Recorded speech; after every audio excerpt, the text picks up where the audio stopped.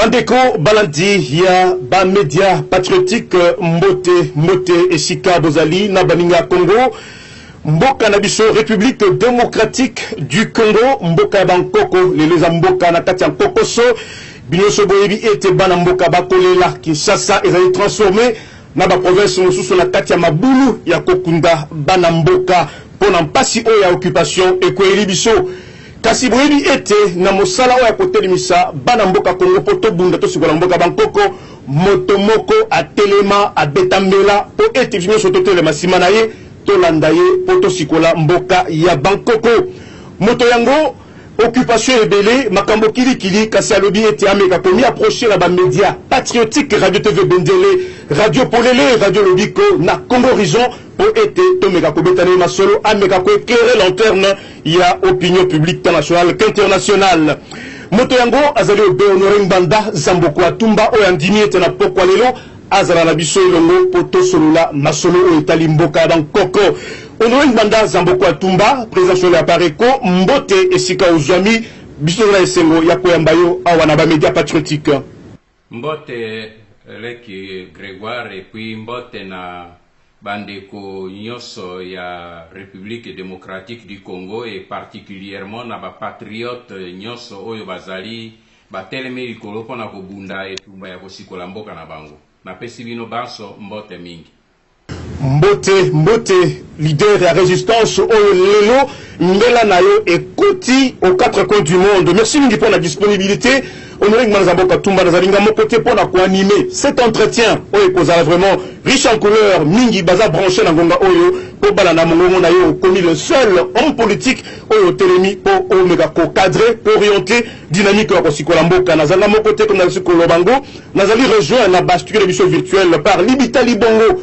ya Radio TV Bendele na Nono Makwanza oyo ya Radio Polele merci mingi ba confrère pour na corriger na studio tikana le kana lumbango et pas moto ya yambo na yebi kana yoki mungongo zali vraiment pempa neuf aux en bonne santé tikana le cas carrément que tout na yo mutu na nga liboso ngonga na zali vraiment précieux ring ko abuser en côté ezali à propos il y a dialogue où ezali vraiment lancé par l'imposteur cheval il y a 3 il y a bamboka ou agresseur celle politique ezali vraiment morose agité à cause de la dynamique oyo Kabila oyo benga Kabila oyo benga Kanambe auti ko convaincre ba parti politique pas des moindres oyo bandimi ete bakende dialogue énième dialogue alors que mboka ezana kati ya mpasi makila bana mboka ezali kotangama ezali kosopama ba chantier ou ba charnier ba muso benyango chantier ngala benyango charnier ezali na mboka mobimba Kassio en tant que éclaireur leader de la résistance ba patriote résistant balingi ba meka kozo un peu position na yo éclairer bango ozali la lecture nini par rapport il y a eloko ozali kosala pasi au babengi dialogue avec ma partie à opposition Honoré Mbanda na yepa na yo merci Grégoire oko permettre pona masolo to bosola lelo nazala nalingi nazala un peu plus pédagogique pour bana mboka Congo ba comprendre nano toyokana na bana mboka Congo ba yeba exactement eloko nini oyo eze koleka na mboka na biso po omoni makambo uti koloba wana tozali na charnier monene likambo monene oyo ya 425 cadavres oyo bauti kozwa soki ezalaki na bamboka mosusu mbele moto ezali kopela me nini oyo eze kosalaka epai na biso eleko oyo boye makambo oyo boye ya minene ezali Kanambe aye ko annoncer dialogue pe omoni mbala moko bango nyonso batiki makambo ya cadavre wana miso na bango ekeli ko na dialogue oyebi nalingi na rappeler yo ndeko na biso moko mobundi monene Steve Biko alobaka likambo moko monene phrase wana nakangela kabino yango mwa mbala mingi alobi na français alobi l'arme la plus puissante entre les mains des oppresseurs, c'est la mentalité des opprimés. Nalingi na limbola yango moke. Alobi ebundeli oyo boye ezalaka na maboko ya bato oyo boye baye konyonga mboka ezalaka ma ezaleri ya bato oyo ya mboka oyo baye kokonza bango. Cela parce que ezali arme moko monene nakanisi lelo tokozongela aspect wana mingi. Mentalité ya biso ba congolais, mentalité ya classe politique congolaise. Tala esika problème ezali wana. Pona ko comprendre yango nalingi na pesa bino exemple moko scientifique. Oyebi tata moko azalaki russe. Kombone azalaki Ivan Petrovich Pavlov. Ye azalaki psychologue. Asalaki recherche moko monene ekoma célèbre na kati ya psychologie.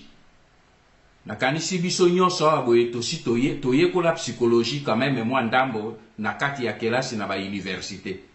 Po ezali ba cours ezaka cours commun.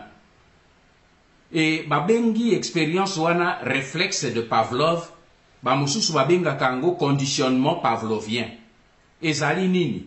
Tata wana Pavlov asalaki expérience moko monene. Azalaki na bambwa na ye ebele. Na bambwa wana soki alingi koleisa bango abeti clochette beng beng beng beng beng beng beng beng beng bambwa nyonso tango bakoya tango bakomi bakuti biloko ya kolia. Baleiti esili bakei. Soki ekomi ngonga ya kolia abeti beng beng beng beng bambwa bapoti. Alors bambwa ba meseni kaka so ba yoki kaka ngonga wana beng beng beng ata biloko ya kolia ezete bango nyonso bakomi tata otango akosala expérience akomona ke ba glande ya bambwa wana nyonso babandi ko saliver. Donc clochette wana na nini na terme psychologique baza ko benga ngo stimulus. C'est-à-dire eze loko moko eze ko conditionner comportement na bato. Ezali problème moko monene baleki na ngai. Ba Rwandais ba observer très bien ba Congolais. Pe ba conditionner ba Congolais. Omoni na livre oyangai na komela kibino crime organisé. Soki okei na page 414. Annexe numéro 10.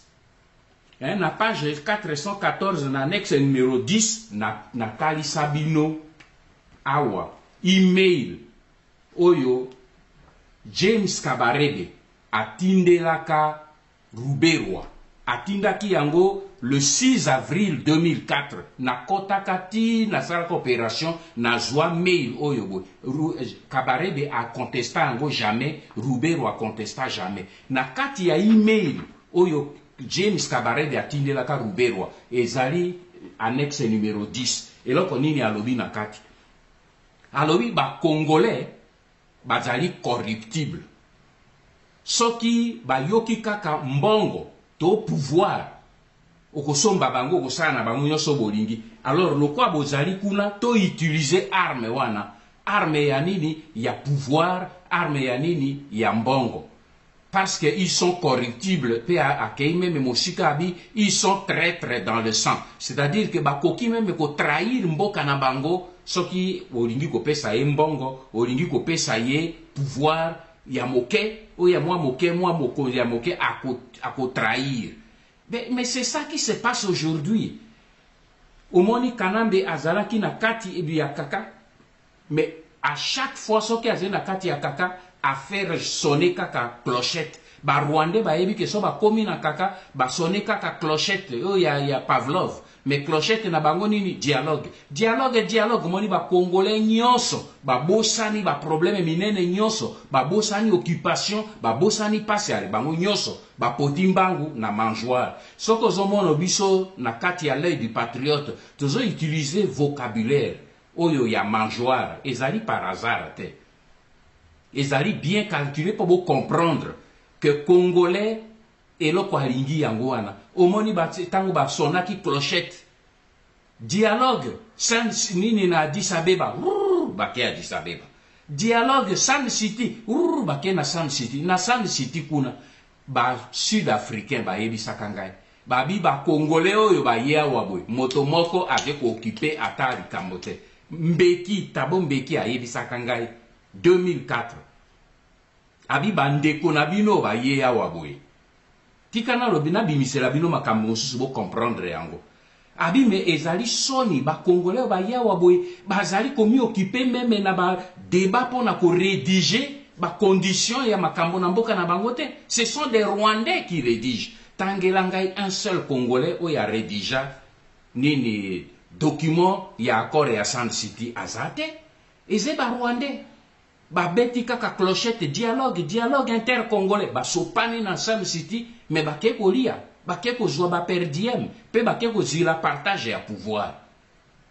T'as la problème autosé n'angolelo yangwa, même à l'époque de Mobutu, c'était la même chose.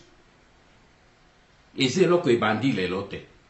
À l'époque de Mobutu, c'était la même chose. Nazaki, conseiller spécial, et la conférence nationale, tant conférence nationale, les acquis qu'on guinda ministre de la défense, na pesaki conférence na Sénégal, na Dakar, devant une panoplie, au moins il y a 60 journalistes internationaux. Bazalaki commis intéressé parce que conférence nationale où il y a biche ezaka konginda. Tango na kati ya ba question batuni na okende musika te na yebisi bango. Na lobi bino bozolo baka Mobutu ikor na bi nazo ko poser bino question. Bato yo bino bozolo ba opposition. Ngai nazo yebisa bino na opposition zaïroise. Je mets au défi un seul opposant politique congolais, toute tendance politique confondue. P. Déclaration on a balekisa kamona la voix du Zaïre. Nabi, je mets au défi tout opposant politique. Ok, nazo peser bien ba mot. Tout opposant politique, toute tendance confondue. Oya lobi que afinga kamubutu na mo ipe na butu ayaka kozwa mbongo na badoli tete. Le jour où ya kotombo la mosapi na kopé ça y est, le jour, la date, l'heure, même numéro matricule et avion où ya kitaka nango na badoli te. Est-ce que opposant politique moko atombola ka mosapi? Bazali wana tuna bango, est-ce que opposant politique moko atombola ki mosapi? Ba Rwandais, ba Belge, ba Américain, ba Français, ba yebi mentalité ya biso, ya classe politique congolaise. Que biso na montu na biso, peuple congolais a na valeur te. Congo est na valeur te. Et donc, ils ont intéressé biso ba politiciens congolais, ezali kaka, kozwa pouvoir, kozwa mbongo, kozwa basi, ofanda, ozana voiture et tout. C'est tout ce qui intéresse. Yangwana komi tungisate ele kinangai, bino boze ko kamwa, mais ngai naze ko kamwa te. Naze ko kamwa te parce que ezali un grand problème et yango ngai naze ko mi intéressé nde na bino ba jeune, que bo longola mentalité oyo mabe, oyo biso bakulutu na bino, batata na bino, bayaya na bino tozai nango, oyo ye que tondi kaka na posa mbongo, pouvoir, kosakana, basi, grosse voiture, otondi na basi na ba quartier nyonso ya Kinshasa, wana ozali à l'aise. C'est ça le grand problème. Et c'est une mentalité à ba Congolais. Et c'est ça que ozomono, mwana ya taximène oyo ya Rwanda, a commis wana azo manipuler ba docteur en droit, ba docteur en sciences politiques, ba éminente personnalité politique, ba tata baze ba mosu baze ba tata na ye azo ko manipuler bango to komi bololé na miso na ba Rwandais à cause ya mentalité oya biso ba Congolais. Voilà la vérité. Nazo liseli yo malo. Merci Mingi, merci Kuluto Norengbanda Zamboka Tumba. Toujours na kati ya rubrique Oyo, il y a un dialogue alors que Mboka isa na kati ya Mpasi avec Bacharnier partout. Naza un peu na Sumutuna à propos de ça, Norengbanda Sokoza ko permettre. Ezali stratagème Oyo, pouvoir et occupation, ezali commettre en place Namoyi Bazakola Kisa, ba cercueil pour na ba enterrement Namoyi. Et au même moment, il a annoncé la création, il y a marché international, il y a Maluku. Nalingi un peu, moi, lecture par rapport à la stratagème, il y a pouvoir d'occupation de Ringbanda, peuple congolais, Aligaka Mingi, yo mega ko éclairer sur aspect toujours obscur, il y a ce pouvoir aux éléments qu'on lynche le peuple congolais au jour le jour, on Ringbanda, nazongi panayo.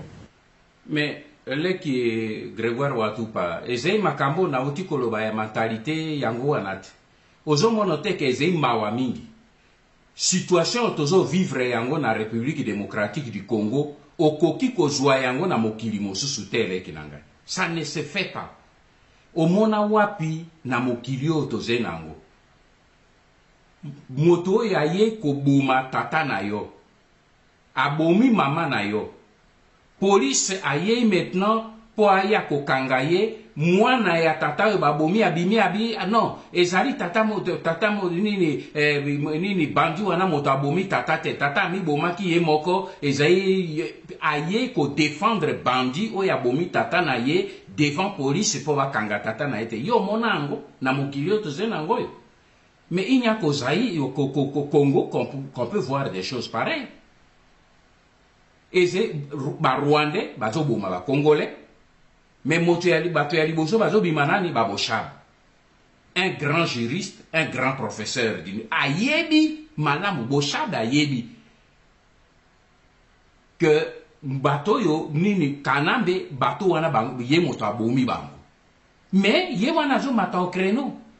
Na kende koloba meme na chakuo ya mende o malanga te ya teke na e molimo ya komi lokola Goebbels ya Hitler même Goebbels ya Hitler azalaka allemand on peut comprendre mais ya aza congolais au service ya un étranger mais talandenge azo monter au créneau pour na ko protéger alobi avec criminologue mais aze ko protéger ba criminel rwandais o bazo boumana mboka na biso. Est-ce que vraiment okoki ko comprendre phénomène ya modèle wana? C'est ça le drame. O naze koloba que mentalité ya ba opprimé ezali arme monene entre les mains des oppresseurs.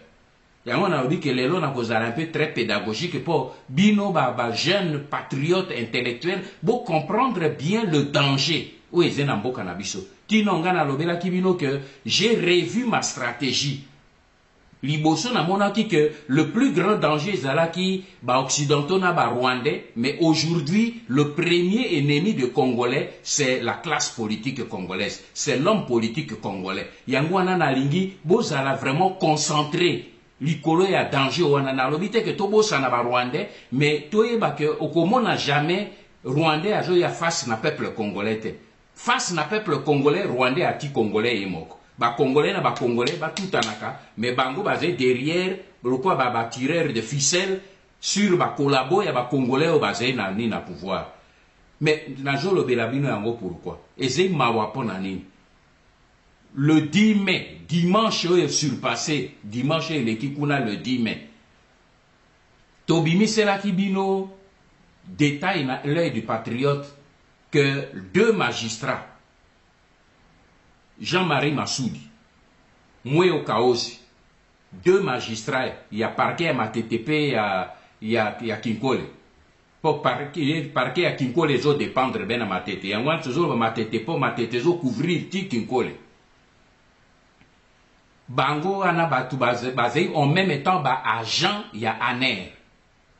Et c'était que bazaraki na ANER bon ba komi magistrat non na joye bisabino que ce sont les agents les lo bazali ba agents effectifs et ANER mais basé na tête et à magistrature. Il n'y a que au Congo où on trouve des choses pareilles. Eh bien, Kanambe a convoqué ki bango mibale. Tango tobimisaki makambo ya l'œil de patriote pour na ko dénoncer présence na bango. Na kati ya opération ya bengisaki bango pour na koyebisa bango pikola bibembe oyo 425 ezes na sena mabele bo remplacer bango na ba bibembe mosusu oyo Kimbuta aze ko sakanaka nango kuna po Kimbuta aze na nini na morgue privée et donc mosusu bozobo sana yango wana pa ye moko alobango eze na kati ya déclaration na ye tango akende ko sala ba don ya morgue alobi tozui yango na stock ya ba morgue oyo privé omona wapi na mokili oyo boye moto aza na ba stock ya morgue privé ba morgue privé wana ifandi wapi pe bombaka bibembe nini wana na tikeli bino mokobo répondre na fermé na zongeli les deux magistrats wana Kanambe a convoqué ki bango dimanche 10 mai na Kingakati abandi na liboso ko interroger bango ndenge nini makambo yonga na yebisaki bino opération ya ko substituer ba corps wana appareil ko mokonzi appareil ko abimisi yango susu wana tango ya tuni ke ndenge nini basekele wana ebimi ye alobi abime mokonzi yo moko yebi ke basekele na yo e banda ko bima kala ba appareil ko abimisaka ba fuite utaka na sena makolo na yo biso to obengisi biso po opesi biso mitindo me mitindo oyo opesi biso bato no na se na makolo no bainforme ya pareko abi bon nabengi bino mpo na yango te nabengi bino mpo nalingi awa avant fin mai aparekolo abimisa sekele abimisa te mais bino il faut bosilisela nga opération wana vous devez substituer ba 425 cadavres wana parce que ba américain bazo continuer pression bazo tenir absolument il faut basala enquête na bango. Alors nga nalingi bino avant fin mai bo substituer ngai ba corps wana leki omoni une fois de plus ezo sala mosala wana nani ba congolais et c'est pas rwandais te. Pourquoi pour azana mo poste na ye magistrat pour azwa mo mbongo na ye alia ba chien de Pavlov azé conditionné ba ye kolibiso bien ba rwandais ba étudier ba tutsi rwandais ba étudier biso très bien pe ba yebi que quel que soit le niveau de congolais il suffit au pesi et mo mbongo ateki mboka na ye o pesi mbongo a bwaki soi likolo ya bibembe ya bandeko na ye. Donc tout ça ezali contre Grégoire na kati ya stratégie ndenge lokwa na yebisi yo o ezali que ba étudier biso ba conditionner ba classe politique congolaise basé lokwa ba chien à Pavlov. Il suffit que au faire agiter mbongo, au faire agiter pouvoir, au faire agiter partage ya pouvoir, akobo sana nyonso pe akozongela akoteke mboka nae. C'est ça le malheur. Et loko ba congolais peuple congolais à comprendre yango wana azali lisusu na classe politique te azali lisusu na ba dirigeant politique oyo baze ko travailler pour na yepe pour na Congo te. Malheur na biso yango wana. C'est pour ça mon cri et puis na bino ba jeune ezali que bobima na kati ya mentalité wana mais malheureusement na kati na bino pourriture wana ezali makasi pe eze ko continuer na zongi seli yo malo. Merci mingi Kuluton Ringbanda Zamboko Atumba na kanisi na yeno na yo na retenir quand même aspect moko très important les lots aux classes politiques congolaises surtout élite congolaise commis comme Bachar Pavlov soko beti kengeri bango wana bazali ko bavé toujours na contexte wana na course au dialogue les deux éminents parce que bater moi na pesa kamingi na mentalité na biso les deux éminents juristes Kengo Wadondo na maître Kamanda Wakamanda toujours na course oyo na dialogue nous avons enregistré ba querelle entre bato mibale héritage oyo maréchal atikeli biso apesa bato oyo mayele kasi lelo vraiment na évité jeunesse et ko retenir nini ba deux grands juristes tomoni bango na kati ya kobunda moko alobi yo ko sala boyote wa lobi ngai na ko jamais caporalisé par yo ozali ko penser ni na kaniso de so pesi ya no oyo kasi kulutu pona bato bazo komela so bituna balinye bebaye ba attitude nini oyo ya élite vraiment en politique congolaise oyo lelo et commune ngolobi yango Bachar Pavlov. Que pensez-vous de ça? Honoré Mbana Zamboko Atumba nazonge pa na yo wana ezali kaka illustration supplémentaire te lekinanga wana ezali illustration supplémentaire comment okoki ko comprendre lekinanga nga naza nanga juriste te nga za philosophe je ne prétends pas être juriste mais comment yo okoki ko comprendre que des éminents juristes oyo basali la pluie et le beau temps pour notre pays va tomber aussi bas. Bato bazomi benga ba docteur en droit avec ou sans thèse, c'est pas mon problème. Mais babi basé ba docteur en droit, ba professeur d'université. Yo ozali parti politique na yo au koti na kati ya gouvernement. Hein Grégoire? Parti politique na e koti na kati ya gouvernement. O ba ministre na yo basé au siéger na kati ya gouvernement. Pe ozwi mukanda komi olobinga nazali opposition républicaine. Est-ce que okoki ko comprendre ngaza juriste te que les juristes m'expliquent ça. Yo zali membre parti na yo koti na gouvernement, ozali membre ya gouvernement parce que parti a kengo eze na kati ya gouvernement. Et puis alobi il y a des opposition républicaine, opposition. Osez na gouvernement mais osez opposition. Expliquez-moi ça, moi je ne comprends pas. Ozali de l'autre côté des juristes alobi que nga nazali président de la République élu mais au même moment On a mon document qui va circuler tout à l'heure dernièrement. Au même moment, alors il y a le président est parti naïe. Et ça ne se fait pas. Mais ce sont des juristes.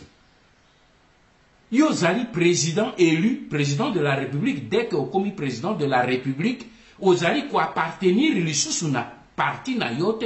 Ozali président de la République de tous les citoyens, ba poni ona ba poni yote ba komi bana na yo.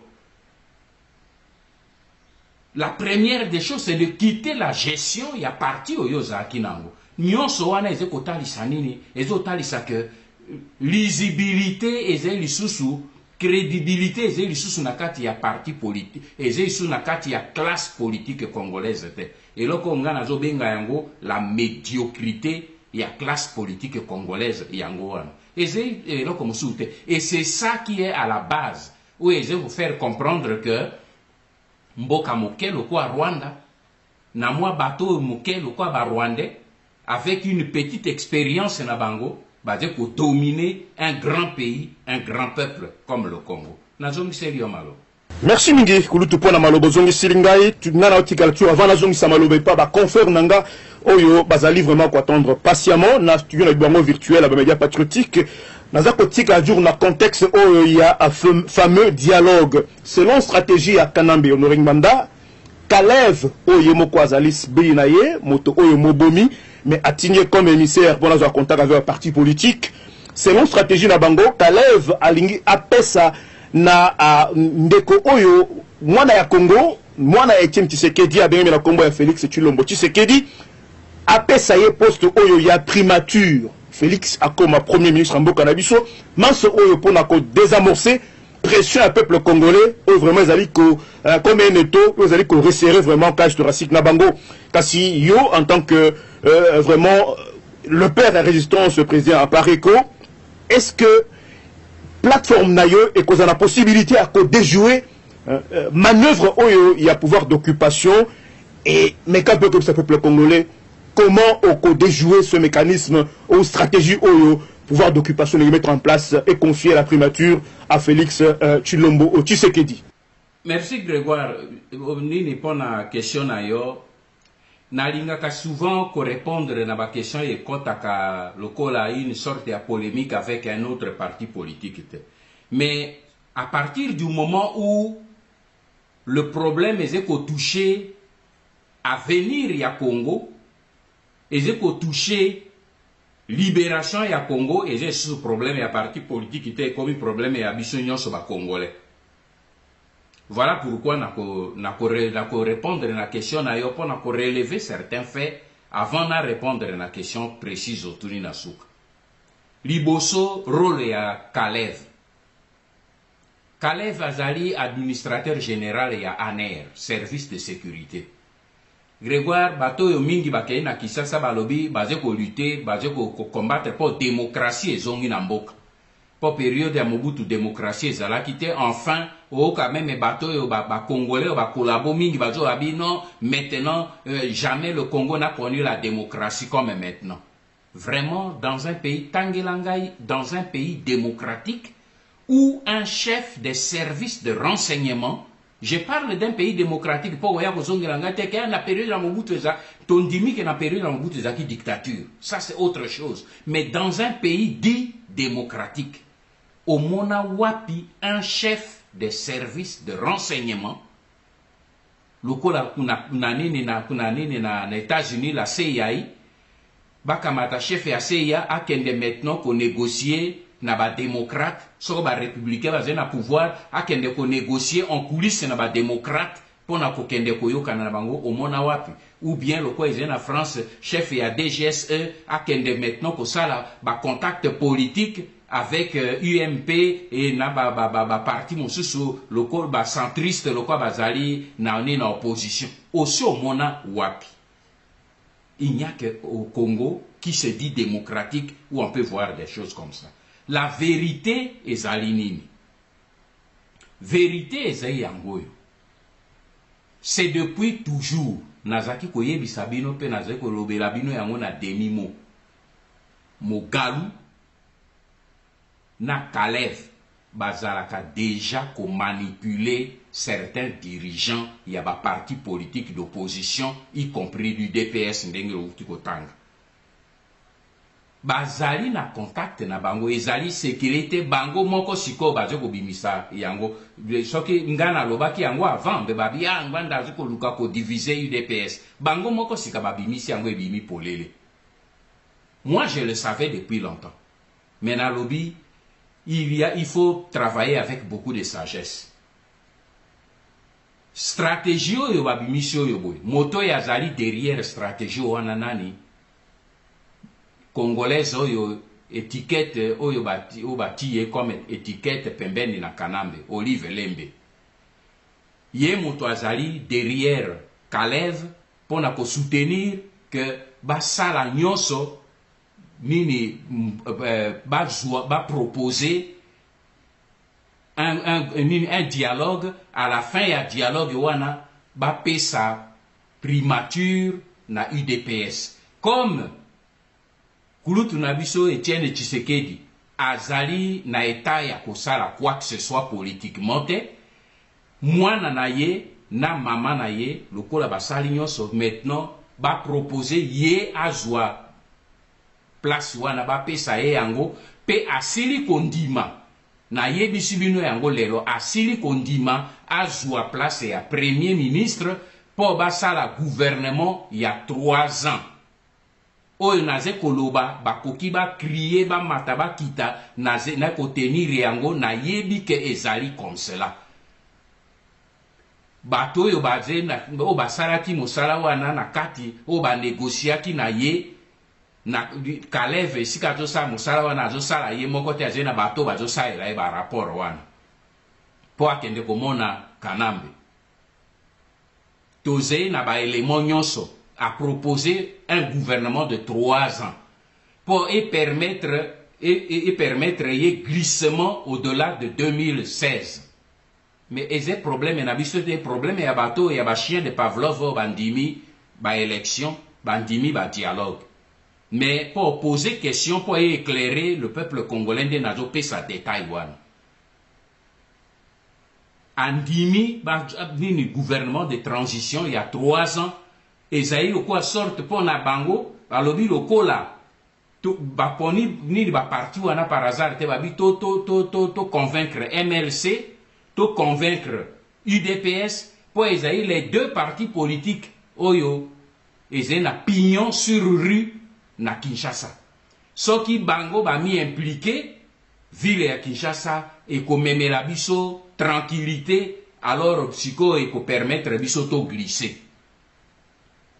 Voilà pourquoi au moni bengi si bo chab po balobi na e kangambanga na yo maintenant tika schéma ya Kalev eleka o na zoye bisabine ze makambo eleki na kati na bango balobi na bo chab tu fermes ta gueule maintenant tu ne t'opposes pas na makambo ezo sale moyo bo moto oyo boye akomi déçu na kati ezali le Rwandais Rwakasikize Vital Kamerhe.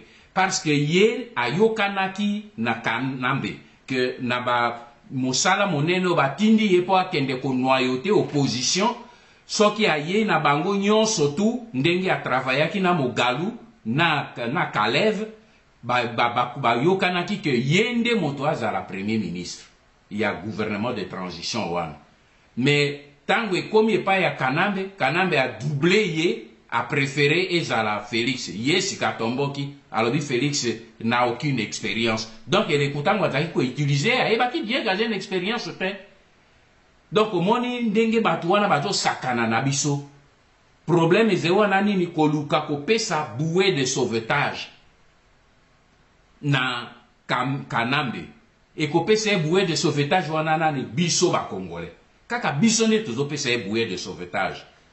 Yango wana na lobi, ce n'est pas la première fois. Tomonaki Kanambe dans le passé a utilisé ki mwana ya Mobutu te. Tango monaki beto ezoya a utilisé mwana Mobutu. Lelo atiye wapi. A utilisé ki mwana ya Kasavubu. Lelo atiye wapi. A utilisé ki mwana ya Lumumba. Lelo atiye wapi.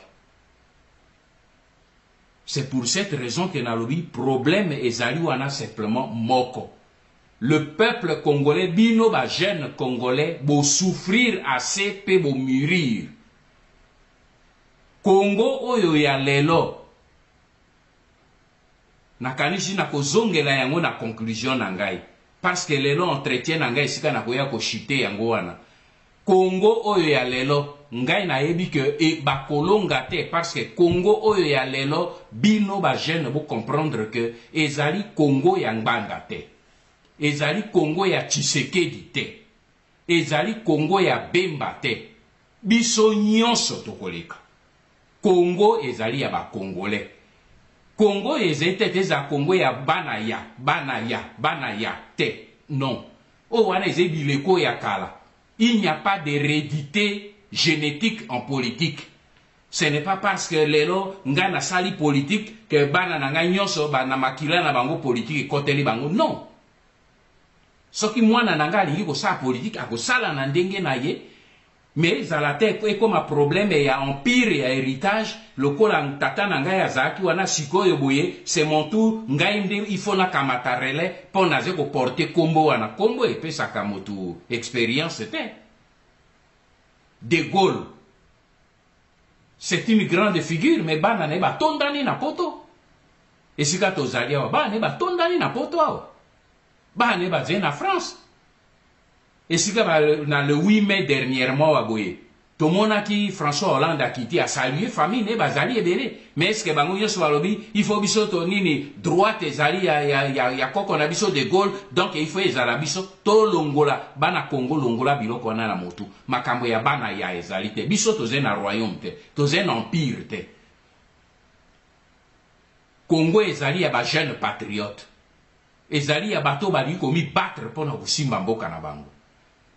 Solution oye koya Grégoire ezali solution magique ya honorer ngana yango nazo yebisa na bino peuple congolais jeune congolais kolekisa babiloko wana te ba complexe oyo ya kombo ya bana ya bolongola ngo na mito na bino moto ya abotama na intelligence innée na expérience innée azate ba expérience tozwaka ngo na mokili nazongi serio malo. Merci Honoring Banda pour la cause Seranga Maloba, le père à résistance, président de la Parico. Il n'y a pas d'hérédité dans la politique au Tiko Lobayango, Congo ils allaient à Congolais, non sotika, na continué un peu na ba Sumituna Nangai, Mosala Oyomoko Sali, il y a maintenant 10 ans, parce que Kalate, Lingomba Naoko Kisa, 10 ans il y a résistance, à la diaspora, Sali Moussala Mounine Penamboka, Kassi, toujours dans le cadre de la stratégie, le pouvoir d'occupation. Et où tu peux procéder à débaucher certains combattants, dits combattants, baza pour présenter Bango Nambo Cannabis comme représentant, il y a diaspora congolaise. Et d'autre part aussi, Honoring Banda, et à propos, il y a déclaration, il y a Molière TV, où Balobi était résistance patriotique congolaise, et ils allaient diviser la diaspora entre le camp, entre la tendance Bangala. Vraiment, terme moko, ils allaient vraiment que ça n'a pas si dans mon thème, ils allaient que la diaspora, la résistance est partagée entre tendance à Bangala, Oyomokozali Kokamba, Honoring Banda, avec Apareko, Bangala, et d'autre part, nous avons une tendance à Balouba, aux alliés représentés par Etienne Tshisekedi ou à Moulumba de l'UDPS. Mais, on peut répondre, surtout, na Molière TV, au Bassali déclaration, et puis à propos aussi, il y a débauchage, il y a certains compatriotes dits combattants, au Bazanamboka, représentant la diaspora congolaise. Nazonge Panayo, Koulouton Banda Zambokwatumba. Ah, mon Dieu. Oyebi leki ezei mawa mingi so nazo tala mboka na biso na okaka mawa mingi so nazo kotala batu ya modèle wana lokwa ya Molière TV avant na répondre na question ya batope na lingi na répondre moke na question wana. Omoni eloko na lobi na yebisi one bandeli que mentalité ya ba Congolais médiocrité. Et là, quand on a médiocrité, il y a un wanati. Parce que, yo zali journaliste. Si seulement vous êtes journaliste, nazolo banaba moto yo po tangi Molière TV. Soko zali journaliste. Avant, au sala une affirmation, et zali kotali sake, parce que, causa journaliste, ça montre que c'est quand même la formation. Donc, les kotali sake, vous êtes parti des faits. Et puis, à partir des faits, au sali constat, Puis à partir ya constat au sali énoncé. Ezalaka nde bongo. Alors lelo yo soko yo tuni journaliste wana ya Molière TV lobi ne obi bon. Yo lobi Apareko ezali na tendance ya bangala. Nakoki na zwa exemple simplement na kati ya organisation et état-major ya Apareko. Moi moke. Pona ko illustrer. En dehors na ngai moko président national naza mongala. Mais vice-président national ya Apareko. Ndala wa ndala. Aza Kasai Moluba. Secrétaire général oyo azali suspendu, oyo azalaki exclu. Moto azosala intérim na ye vice-président national Ndala wa ndala Moluba. Azali na 3 adjoints. Secrétaire généraux adjoint. Secrétaire général adjoint Amisi, originaire ya Kivu. Yami Balé, secrétaire général adjoint chargé à mobilisation Mulopo, Bandundu. Yami Sato, secrétaire général adjoint chargé d'administration Kizozo, Kivu. Directrice ya cabinet Nangai. Kasai. Motetela. Soki okamati meme ba principaux ministres ya Apareko, otobenga kepena biso secrétaire nationaux exécutif. Nakotanga bangunyo sote me nakamati non les principaux oyo baje ko diriger les baje ko diriger ba poste oyo ezali de front. Mobilisation. SNE Lukika. Kasai. Yo moko Grégoire. SNE chargé na presse et communication. Kasai. SNE ya jeunesse. Ya droit humain. Ilunga. Kasai. SNE chargé à analyse études et Lufungulo. Kivu. Alors, ayebisana nobino, tendance bangala ango, bazai combien na staff dirigeant ya Apareko. Nga na ko répondre pour na IDPS c'était pour na zaïd président ya IDPS c'était. Omoni problème ici que zai wana yango wana tolu yango tolobaki stratégie du chaos et du mensonge.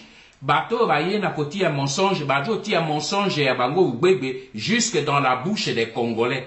Parce que omoni babiloko ba Molière TV bazolo ba ona ezai ba diktaka bango yango na lobby ya batutsi o bazai na pouvoir. Yo kuna Molière okolobaboy, yo kuna okolobaboy. Allez Mende tu vas aller faire telle déclaration. Pognon sezo le kepa ya Mende akokabola bango yo okolobaboy, yo okolobaboy, yo okosalaboy. C'est tout. Et c'est ça qui est malheureux. Et c'est ça qui fait que le peuple congolais a commis pollué dans sa tête. Parce que bazo quand tu sais là motu les contre-vérités et les mensonges. Mais ce que ozolo belangai bazo zwa bato bazo uta na diaspora bazo ko présenter bango kuna lokola na ebisaka bino dernièrement nini. Na lobi mes frères identifiez-vous.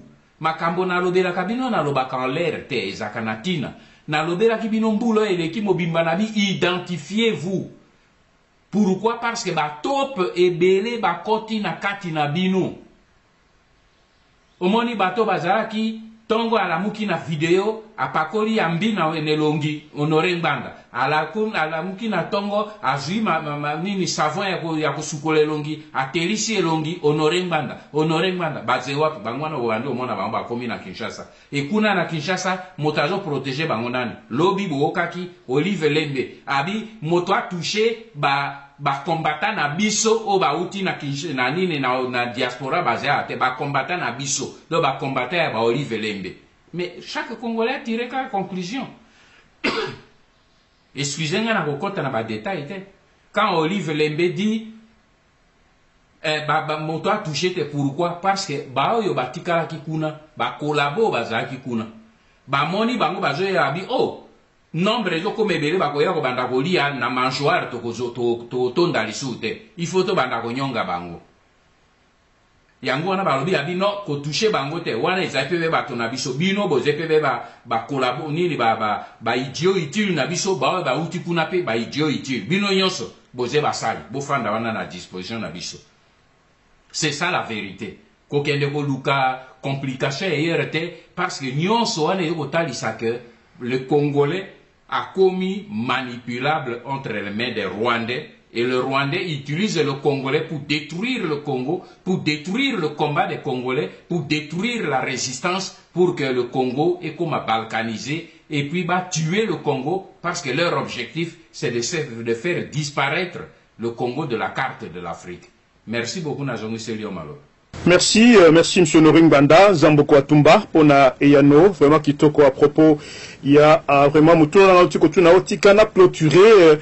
Bawenga mituna zaki nango ezali vraiment kokomela biso belé na ba patriote balinga mingi batuna mituna ezali toujours à propos il y a attitude ya ba congolais na yebi que chaque fois que ba mouvement moko boye ya résistance ba mekakatarema ko kima etumba oyo pour ba rejoindre manjoar ya Kanambi mingi ba déclara toujours que bazalaka ko travailler na honoring bandana lingoma na munene ya Apareko. Alors yo en tant que moto, vous allez vraiment maîtriser enjeu parfois caché, il y a grand public, mais quand un peu comme c'est biso attitude il y a mouvement, il y a résistance, et Zali est dû à quoi? Chaque fois que mais toujours qu'on rejoindre régime d'occupation, vous allez continuer la bango miette na messa. Na pêche maloba, kulu tonoring banda. Merci Grégoire pour la question nayo. Je crois que na koza molai na question anate. Soko moni batoana bazeko tia bazo sala ba mise en scène pona ko loba ke bazali na Apareko ensemble alors que bazali na biso sika mon côté ezali simple. C'est parce que même état bato wana bazo ko attaquer biso lelo bango nyonso ba yebi que le seul combat crédible lelo en République démocratique du Congo ezali combat ya Apareko bango ba yebi.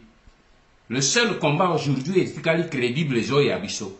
D'où est qu'il faut maintenant à chaque fois faire croire na population kuna na Kinshasa pe na intérieur et à République que loko la biso outi kuna biso nyonso tozali na Apareko ensemble.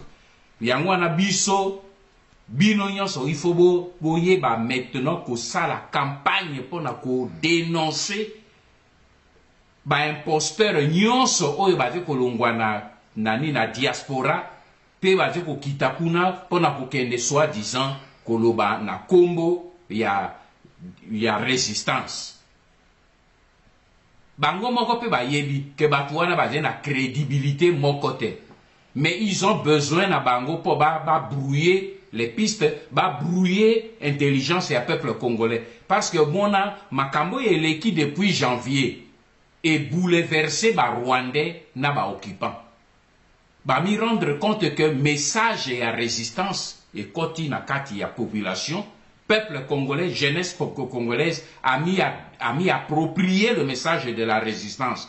Donc stratégie na bango mo bimbalelo ezali ko brouiller les pistes, ko brouiller maintenant le message koti ya bato pebele na kati pour que ni peuple congolais a mis retrouvé te yango na moni ebele kuna na mboka baze koloba mais ndenge nini bino lisubo bandi ko zonge pa yoyo bona mboka na lingi na yebisa na peuple congolais de toutes les régions que oyo nyonso okomono ye akomi kuna na Congo pe alobeli bino a tokende na élection a tokende na négociation quel que soit son parti politique. Quelle que soit sa popularité, yeba benga ye kolabo, benga ye traître. Parce que lelo yo motu nyonso oyo alingi a meme peuple congolais pour akende na ba élection, a meme peuple congolais pour akende na ye na ba urne, na ba dialogue, azei moto ya zo luka liwa ya peuple congolais pe liwa ya Congo. Tokozongela yango na kokende na bozindo po na kotalisa bino pourquoi tout à l'heure. Parce que c'est très important. Mais yango wana na lobi bato nyonso bazo kende kuna bakiti na Kinshasa bazokende kuna a nga nazali biso tozali combattant tozali résistant azali libanda résistant réseau ya résistance ezali na kati ya mboka eyebanaka na bato ya pouvoir te mpe tokotalisa bino yango lelo nazongiseli yo maloba. Merci mingi Honoré Ngbanda Zamboko Atumba, président sur l'appareco, pépère à résistance pour na vraiment Biano, Kitoko, Tika, tout ça là carrément cap, tout changer vers de Congo Horizon vers Radio TV Bendele et par wapi mon confrère Libita, Libomwazali commu retrouvé pour la continuité et entretien Nabiso. Koulouti Libita, Anthony Panayo. Merci Ndeko, Grégoire Watufa, pour Pesangali Sumaluba, Nangambo ya Radio TV Bendele et Sikani Tozwami Awa. Naboka yuke lelo ezali penza ndenge na bakambo bokona likambo lelo tozwi yemoko le père ya résistance monsieur Ngbanda Zamboko Atumba pambate kubenda ezali na mboka na biso Congo oyo biso baso bana ya Congo lelo soki mitu ekomi polele c'est grâce ya monsieur Ngbanda Zamboko Atumba ate mikolo pona kubenga biso de tumbo nazali na ngonga kobungisa te monsieur Nora sa pese biso mote bandaki na kokwea mbala moko pe na mituna na ngai oyo lelo na milengela kipote na tuna président ya pareko monsieur Ngbanda lelo na kati na mboka baike oyo bazali kosala politique na kati na mboka na biso oyo tozali kobenga entre guillemets élite politique balobi lelo bango banso bazali d'accord na kobengama ya dialogue ya moto tobengaka Kabila mais vrai comme na ezali Hippolyte Kanambe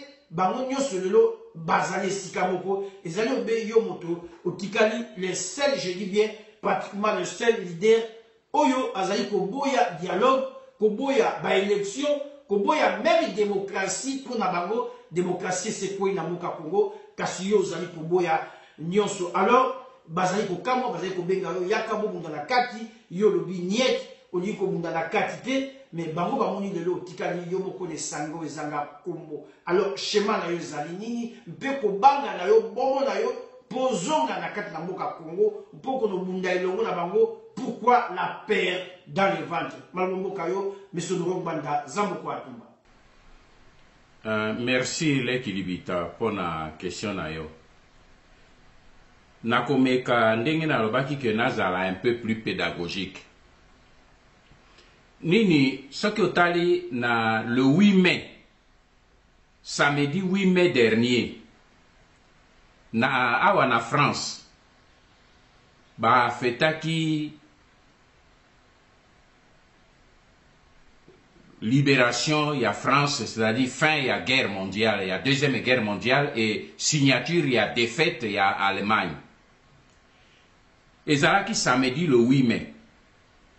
Mais samedi wana avant que François Hollande a kende kubanda na cérémonie ya ko déposer gerbe de fleurs liboso ya père ya résistance française général de Gaulle pe a kende na nini na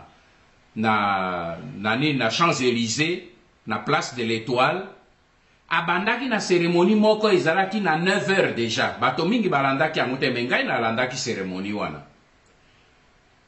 Nakobanda réponse nanga na question na yo na ko rappeler cérémonie wana. Cérémonie wana ezalaki ya remise ya prix ya concours de la résistance. Concours wana thème na yango ezalaki lokwa sorte ya dissertation ba esalemaki à travers toutes les lycées ya France. Il y avait eu au total 32 000 élèves qui avaient participé na concours wana. Et le 8 mai ezalaki jour François Hollande akeleki kopesa diplôme na ba nini prix na ba gagnant ya nini ya dissertation na titre ya dissertation na ezalaki nini titre na ezalaki le retour à la République après la libération, c'est-à-dire bozongi ya République après tango basili kosikola mboka na bango France. Elingi koloba nini? Elingi koloba te balingaki kote ya bana ya bango ya ba français que banda mokolo oyo ba allemand ba kotaki na 1940 pe ba occuper la France. République ekufi. Et telemaki wana. Ti puis jusqu'en 1945 tango baye ko libérer la France et que basali moi gouvernement de transition après république 5e république eye kozonga bande konanga biso ba congolais to kanisaka te to ko inventer la poudre non basila ko inventer la poudre l'histoire biso to ko inventer l'histoire te pourquoi et sika sika na ozonga te pourquoi ba français bato boye bazato konstoko considéré bango pona monde moderne ya lelo ko la ba précurseur ba inventeur ya nini ya concept ya liberté o batia ya ngona kati ya devise na bango pourquoi bango ba considérer que entre 1940 et 1945 pendant l'occupation allemande république et koufi pourquoi cela veut dire que eleko wana démocratie et koufi ponanini parce que la démocratie l'équilibita et outi na mot grec démoskratein c'est-à-dire que outi na peuple et pouvoir le pouvoir qui émane na peuple souverain pour que tout parler na démocratie il faut peuple le souverain primaire, il faut azala souverain. C'est-à-dire que yé motu azala ko diriger. Peuple nde motu azala ko konza.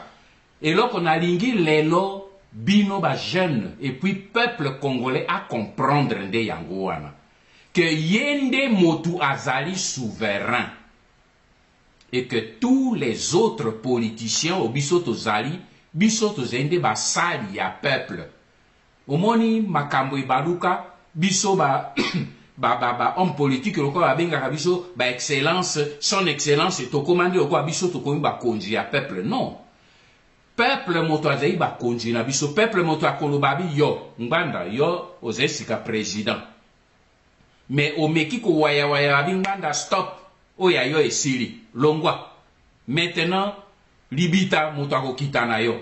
C'est le peuple souverain. On ne peut parler de démocratie que lorsque le peuple est souverain et exerce sa souveraineté. Or, sous l'occupation, le peuple perd sa souveraineté, donc on perd en même temps toute possibilité de démocratie. Voilà pourquoi, sous l'occupation, on ne peut pas parler ni de démocratie, ni d'élection, ni de quoi que ce soit, parce que élection et pesaka démocratie, démocratie et pesaka possibilité à élection. Et pour qu'il y ait démocratie, il faut que le peuple souverain soit souverain. Ozomono chaîne yango esike zali yango wana. Or epei na biso na République démocratique du Congo. Dite démocratique du Congo. Le peuple a sa souveraineté. Mais ngana koki ko pesa peut-être n'a rappelé simplement ba fait. Pendant kotalisa que le peuple ne décide pas. Décision ya peuple eze ko contete devant ba occupant. Parce que motumoko azali likolo ya peuple. À partir du moment où batumoko bazali likolo ya peuple, on ne peut plus parler de démocratie. Na 2006.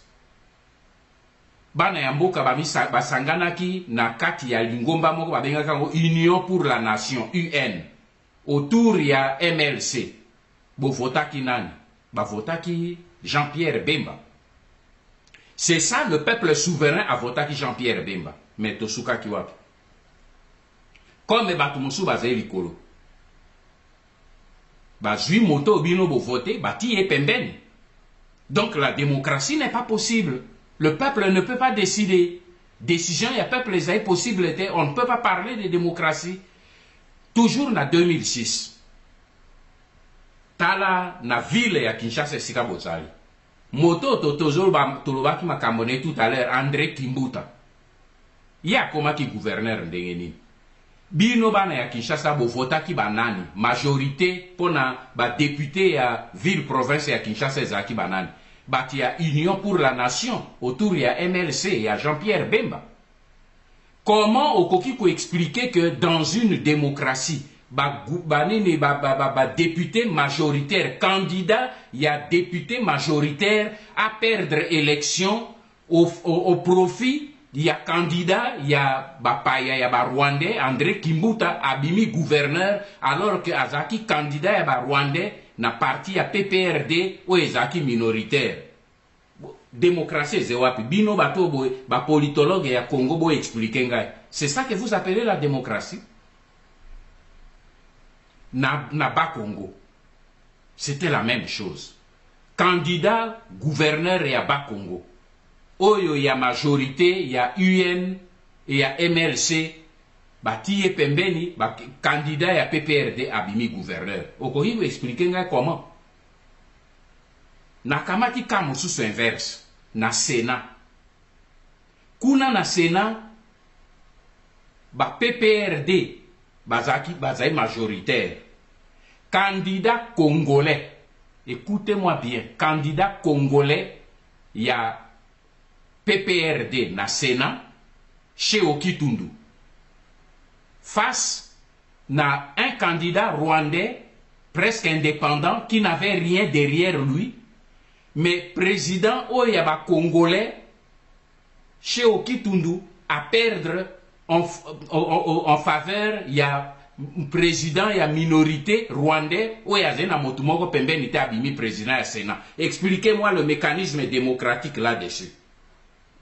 Ça montre que la démocratie ne fonctionne pas en République démocratique du Congo. Ah bato bazoloba nganda olingi démocratie te. Yakato bunda la démocratie mais banda nano bolimbolanga est-ce qu'il y a la démocratie dedans? Nalingi est quelqu'un oyo avait politologue aya ate yangai. Aye bisanga nganda tout ce que vous êtes en train de dire là c'est faux. Venez me prouver le contraire de ce que je vous dis là. Alors, c'est ça le problème. Et tout nani na 2011, porte to kene mosikate. To zepe limité par le temps. Étienne Tshisekedi. Même scénario qu'avec Jean-Pierre Bemba. Bana ya Congo nyonso basangani simane babi mwana mboka. To sala nyonso mopaya azonga na Rwanda. Mais pour voter qui est? Mais nakokota nano nani te babati ye pembeni. Tango bati ye pembeni, to kota be na kati to nakubima nano na kana ete na zongi be na kati ya majorité na ye moko. Ba député na ye oyo bazalaki na kati ya o babimaki député. Alobi na bango abi boloko la baba yibeli biso imperium. Alors motu moko akota na kati ya assemblée te. Est-ce que bo mondaki balandaki ye?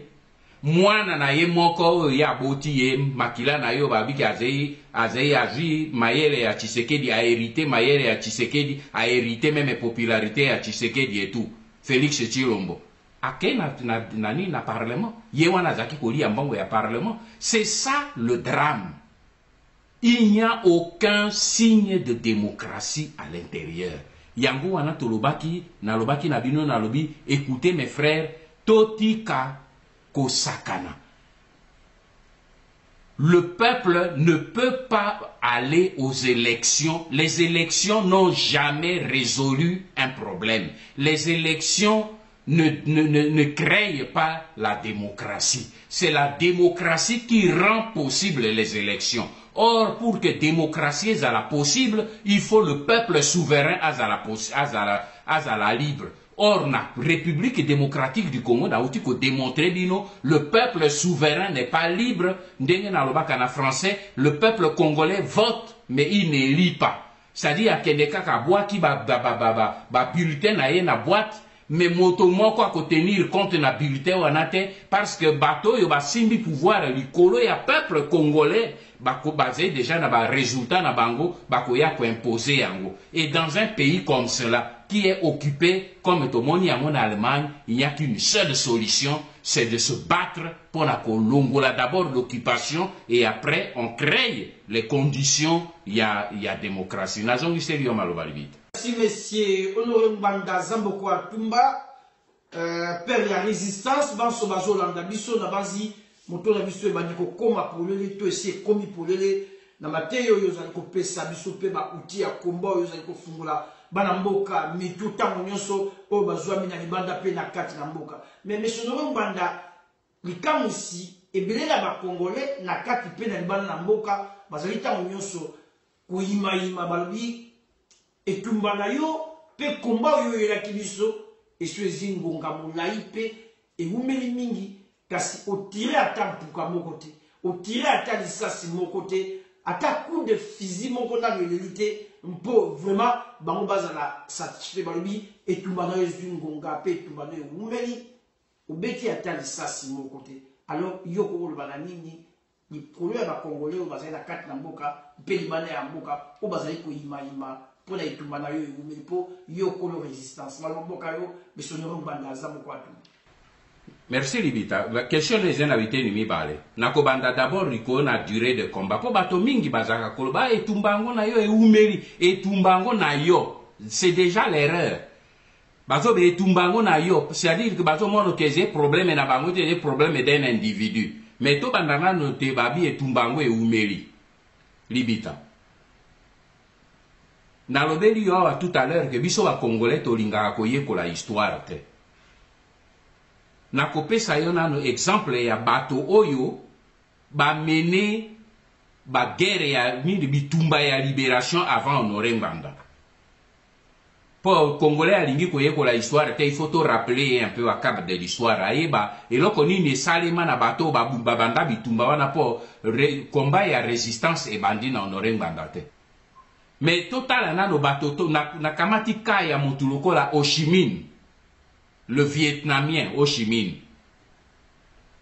Bitumba na Ho Chi Minh et umelaki combien? Tata wana abundi pendant 49 ans, Libita. De 1920 à 1969. Ho Chi Minh azaki ko se battre. Bato bazolo ba ozeko bundaka libanda yaka wana kati ya mboka. Ho Chi Minh abundaki bitumba na azaki wapi? Na Chine. Moto ya mibale, Général de Gaulle. Combat na salaki combien? 4 ans. Au moins une différence. Ho Chi Minh abundi 49 ans, mbula tukumine na libwa, mais de Gaulle oya sali mbula mine. Elingi koloba ke mboka moko etumba moko ezei na ba durée na yango. Ba nini guerre ya libération etumba ya libération o ba fikisaka e date ezalite. De Gaulle asali mbula mine, mais etumba ya De Gaulle azalaki wapi? Azalaki na Londres. Tango amoni que force ya allemand e bandaki ko menacer ba itele bazaki ko luka ba bomaye na Londres akimi akendeki na Alger. Mais kune aumelaki te parce que wane zalaki na maboko ya Pétain akiti akei mosika à 6000 km na Brazzaville. Et sika akendeki ko proclamer capitale ya France libre ezaki na Brazzaville. Omoni bato bazo ba mais bato bazaki ko bunda bitumba. Ba raison na ye ezaki ko opérer na France, mais ye moko na état-major na ye. L'état-major ya leader oya je ko sala résistance et fanda ka jamais na kati ya mboka.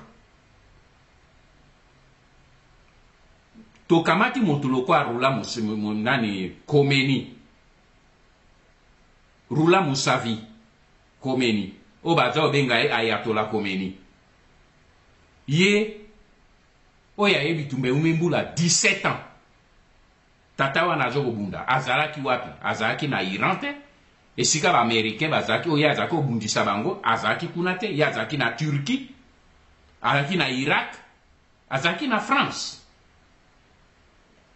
O kamata motu mususu idako tangela bino ya sukanani Yasser Arafat. Yasser Arafat combat na ye umeri combien? 45 ans. 45 ans abandi en 1959 a eko kufa na 2004 a tiki bitumba ezeko continuer. Pona nini azalaki wapi? Azalaki na Palestine te, azalaki na Koweït, alongwe na Koweït ake na Jordanie ake na Liban ake na Tunisie. Tata wana a échappé na plus de 37 attentats ya ba israéliens. o bato bazo ba nganda yo yaka na kati ya mboka pourquoi c'est libanda et tout ça. Mbanto yo bafandi na Kinshasa. Bafandi na Kinshasa baje ko intéressé Kanambe te, baje ko intéressé ba Rwandais te, po bango bandimi compromission avec ba Rwandais. Il faut bino ba patriote bo comprendre yango. Bato nyonso bafandi na Kinshasa quelque part bandimi compromission avec les Rwandais, avec les occupants rwandais. Voilà pourquoi bango baje kuna na Kinshasa, Kanambe aje ko occuper bango na Kinshasa te, mais aje ko landa kangai ti libanda. Dernièrement okaki ba mission ya ba mission ebele ya zaki kotinda o baje ko lekana ba beyandenge baje ko luka libanda. Mais ba français ba yebisinga na yebisa bino dernier résident e uti ko salema na epa na ngana ndako na ngai te, mais na ko yebisa bino po combat na ngai politique ngai na ko rendre compte na peuple na ngai. Vendredi, il y a semaine passée, la nuit de jeudi à vendredi, bato yo ya nini ya pouvoir kuna ya ba Rwandais o baze na Kinshasa na Kigali. Ba kota ki na ndako na ngai na France. Ba kota ki na butu na ndako na ngai un commando ba kota ki na butu pona ko luka ngai. Pe na ba indication ba tunanga ba pesi ngai na ko pesa bino trop de détails te po nini police française, police scientifique française basée derrière cette affaire. Ba kota ki na butu bato yo bazalaka ba tunanga ba ebisa bi nini situation ke ba prévenir ki ngai mais butu bango bazo prévenir ngai butu pe makambo esalemi. Bato wana ba koti ba kei dans une des chambres où ezalaki chambre na ngai de prière na ko mi retirer souvent pour la méditation, bake ba buki, ba leki ba kei nani na une autre chambre, ba buki, ba kanisaki que